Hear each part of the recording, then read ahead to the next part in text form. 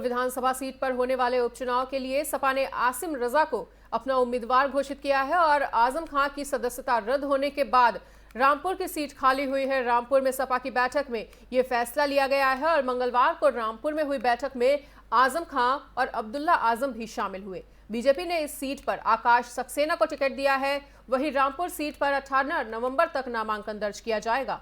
5 दिसंबर को वोटिंग होगी और 8 दिसंबर को वोटों की गिनती होगी।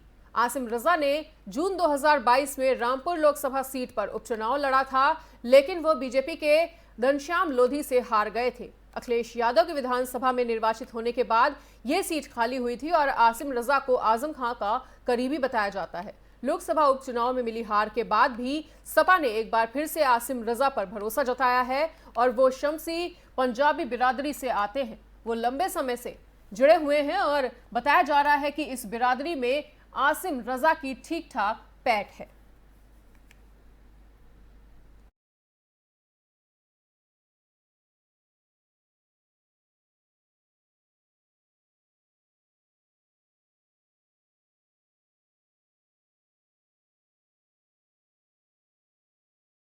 मुजफ्फरनगर की खतौली से बागी आरएलडी नेता अभिषेक चौधरी ने भाजपा को ज्वाइन कर लिया है और उन्होंने खतौली विधानसभा सीट पर उपचुनाव को लेकर आरएलडी से टिकट मांगा था, लेकिन पार्टी ने इस सीट से मदन भैया को उम्मीदवार घोषित कर दिया। इस पर अभिषेक चौधरी ने खासा नाराजगी भी जताई थी और ऐसे में भाजपा प्रदेश अध्यक्ष भूपेंद्र चौधरी ने मंगलवार की रात में 10 बजे ही अपने आवास पर अभिषेक चौधरी को भाजपा की सदस्यता दिलाई।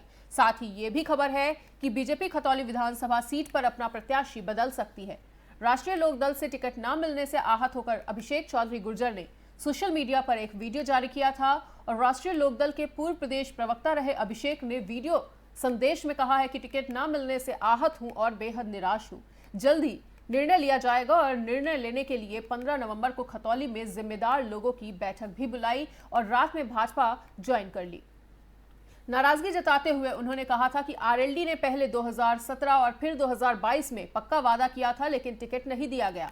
इसके बाद खतौली उपचुनाव में मौका बना तो अब उनके सजातीय उम्मीदवार को टिकट दे दिया गया है और इस वजह से वो खुद और समर्थकों के बीच निराशा का भाव है।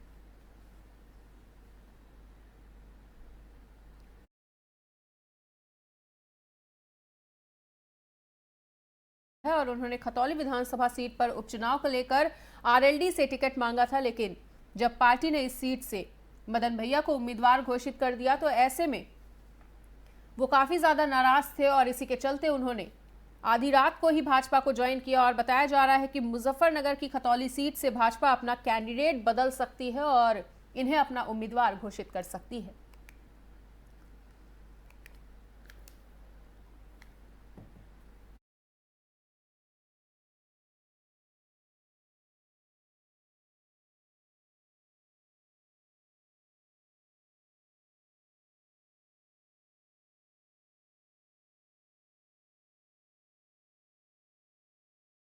इसी बीच आपको सैफई से भी एक बड़ी खबर बता दें। सैफई में आज प्रसपा अध्यक्ष बैठक करने जा रहे हैं, जहां शिवपाल यादव की आज अहम बैठक हो रही है और मैनपुरी में अपनी रणनीति का वो खुलासा इस बैठक के दौरान कर सकते हैं।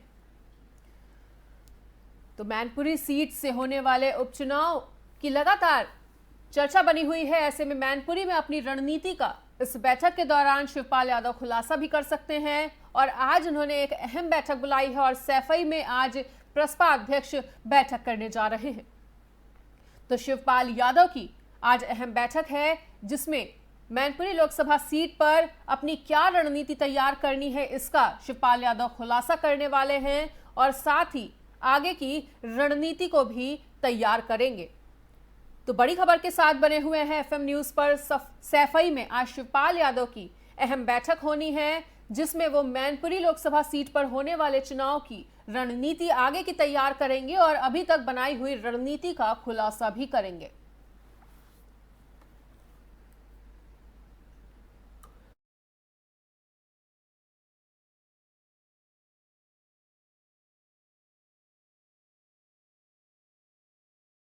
मैनपुरी उपचुनाव के लिए बीजेपी उम्मीदवार बनाए गए रघुराज शाक्य ने कहा है कि प्रगतिशील समाजवादी पार्टी के संस्थापक शिवपाल सिंह यादव उनके राजनीतिक गुरु रहे हैं और उन्होंने ये भी कहा कि वो अपने राजनीतिक गुरु का आशीर्वाद भी लेंगे।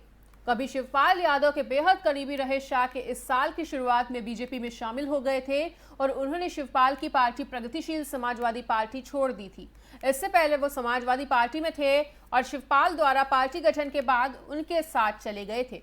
शाह के आज मैनपुरी में अपना नामांकन पत्र दाखिल करेंगे।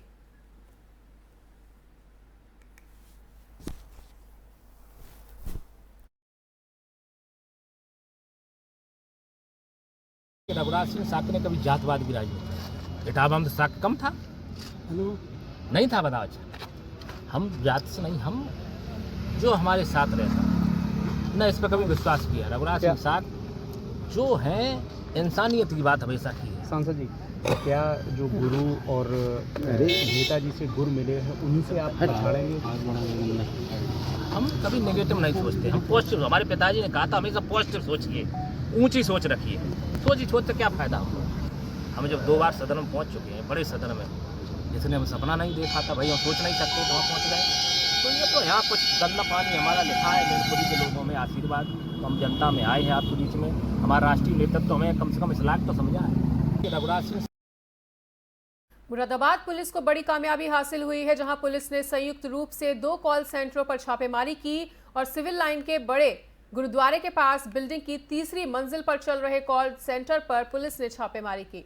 इस दौरान पुलिस की टीम मौजूद रही। वहीं चड्डा कॉम्प्लेक्स की 3री मंजिल पर चल रहे कॉल सेंटर की भी जांच हो रही है और पुलिस आगे की जांच में जुटी हुई है। कॉल सेंटर की आड़ में कर रहे ठगी भी सामने आई है, उजागर हुई है। वहीं पुलिस ने दर्जन भर युवती सहित 2 युवकों को भी हिरासत में ले लिया है।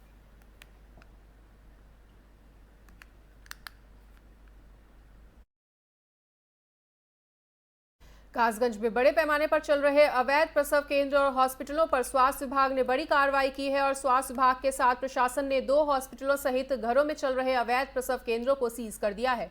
इस कार्रवाई के बाद अवैध हॉस्पिटल संचालकों में हड़कंप मचा हुआ है और डीएम हर्षिता माथुर की सख्ती के बाद अवैध प्रसव केंद्र, नर्सिंग होम, हॉस्पिटल पर लगातार कार्रवाई स्वास्थ्य विभाग की चल रही है।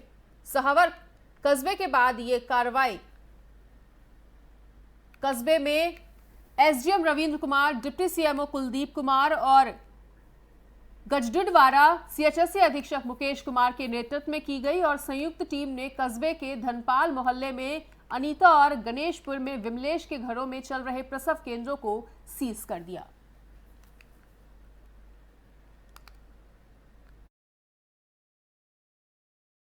आज सूचना मिलने पर डॉक्टर साहब एमओआईसी और मैं और डॉक्टर कुलदीप डिप्टी सीएमओ तीनों मिलके हमारी टीम ने जो है 4 अवैध प्रसव केंद्रों पर छापेमारी की है और चारों जगह पाया गया है कि वहाँ जो इंस्ट्रूमेंट थे अवैध प्रसव के वो सभी मिले हैं और रजिस्ट्रेशन भी नहीं है उनका और डॉक्टर वहाँ मिले नहीं हैं, अनुपस्थित थे। बाकी जो स्टाफ था उनके माध्यम से उनको आगामी 24 घंटे में नोटिस के माध्यम से उनसे जवाब लिया जा रहा है और आगे की जो भी कार्रवाई होगी की जाएगी। आज सूचना बरेली में सूबे के पूर्व मुख्यमंत्री मायावती के ट्वीट के बाद प्रदेश स्तर के अधिकारी हरकत में आ गए हैं और आईजी रेंज लक्ष्मी सिंह डी थाने पहुंची और दलित मामले में दोनों पक्षों से बातचीत की। दरअसल बीते दिन शिव गुलाम गांव में भीम आर्मी के दबंगों ने गाड़ी ओवरटेक करने को लेकर दूसरे पक्ष में विवाद हो गया था और मामला इतना ज्यादा बढ़ गया कि दबंगों ने गांव में घुसकर मारपीट की, जिस दौरान 2 लोग गंभीर रूप से घायल हो गए थे और इसको लेकर पूर्व मुख्यमंत्री मायावती ने ट्वीट कर दलित पर अत्याचार करने का आरोप लगाया था। वहीं मामले पर संज्ञान लेते हुए आईजी रेंज लखनऊ लक्ष्मी सिंह मौके पर पहुंची और जहां पहले से ही पुलिस अधीक्षक आलोक प्रियदर्शी, अपर पुलिस अधीक्षक विश्वजीत श्रीवास्तव, सीईओ सलोन अमित सिंह सहित अन्य पुलिस महकमा मौजूद था। आईजी लक्ष्मी सिंह ने दोनों पक्षों को बुलाकर बातचीत की और दोषियों के खिलाफ सख्त कार्रवाई का आश्वासन दिया।